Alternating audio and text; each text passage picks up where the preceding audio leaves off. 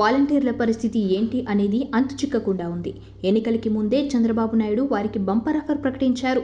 తాము అధికారంలోకి వస్తే వాలంటీర్ల జీతం నెలకు 10,000కు పెంచుతామన్నారు. ప్రజలకు సేవ చేసే వాలంటీర్లకు తాము ఎల్లప్పుడూ అండగా ఉంటామని స్పష్టం చేశారు. తాము అధికారంలోకి వస్తే వాలంటీర్లను తొలగిస్తామని జరుగుతున్న ప్రచారాన్ని కూడా ఖండించారు. వారిని ఎట్టి పరిస్థితుల్లో తొలగించమని, వారిని కొనసాగిస్తామని తెలిపారు.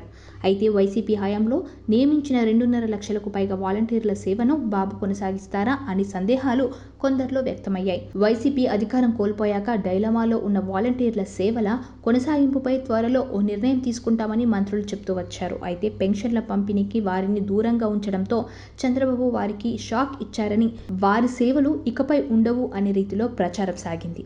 అయితే తాజాగా పెన్షన్ల పంపిణీ సందర్భంగా సీఎం చంద్రబాబే దీనిపై క్లారిటీ ఇచ్చారు. పెనుమాకలో లబ్ధిదారుల ఇంటికెళ్లి పెన్షన్ పంపిణీ చేసిన సీఎం చంద్రబాబు అనంతరం నిర్వహించిన బహిరంగ సభలో వాలంటీర్లపై స్పందించారు. వాలంటీర్లతో మాత్రమే పెన్షన్ పంపిణీ చేయించాలనే మూర్ఖత్వంతో ఏప్రిల్, మే నెలల్లో అప్పటి వైసీపీ సర్కార్ 33 మంది లబ్ధిదారులు చనిపోయే పరిస్థితిని తెచ్చిందని చంద్రబాబు గుర్తు చేశారు. అప్పట్లో తాము సచివాలయ సిబ్బందితో పెన్షన్లు ఇప్పించాలని కోరిన వారు అలా చేయలేదన్నారు. తాము అధికారంలోకి వచ్చాక సచివాలయ సిబ్బందితో ఎందుకు పెన్షన్ల పంపిణీ జరగదో చేసి చూపించాలనే పట్టుదలతో ఇవాళ ఒకే రోజు వారితో పంపిణీ చేయిస్తున్నామన్నారు. అంతేకాదు సచివాలయ సిబ్బందితో పాటు అవసరమైతే వాలంటీర్ల సహాయం తీసుకోవాలని చెప్తున్నారు. తద్వారా సచివాలయ సిబ్బందికి తోడుగా వాలంటీర్లను కూడా వాడుకున్నట్లు స్పష్టం చేశారు. ఇక ఏపీలో రాష్ట్ర వ్యాప్తంగా పెన్షన్ల పంపిణీ కార్యక్రమం నేడు ప్రారంభమైంది. ఉదయం 6 గంటలకే వాలంటీర్లకు బదులుగా సచివాలయ సిబ్బంది, టీడీపీ నేతలు దగ్గరుండి మరి పెన్షన్ల పంపిణీ ప్రారంభించారు.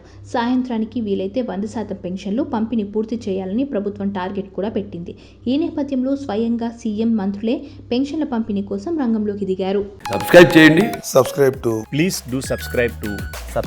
Please like, share and subscribe to top Telugu TV. Top Telugu TV.